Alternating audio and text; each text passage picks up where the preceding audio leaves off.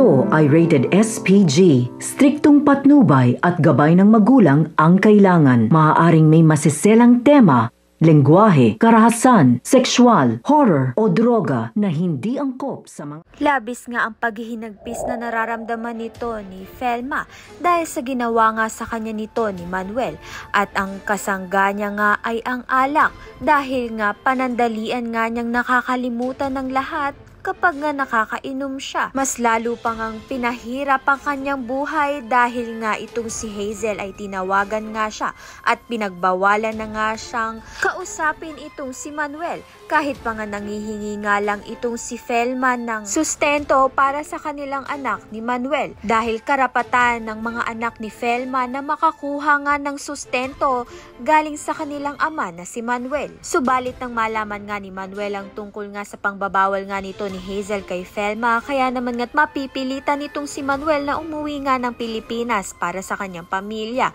Ngunit mapupurnada nga ito dahil manganganak na itong si Hazel, at buong akala nga nito ni Manuel ay siya ang ama ng dinadala nito ni Hazel. Subalit ang tunay na ama nga ng dinadala ni Hazel ay tinakbuhan nga siya.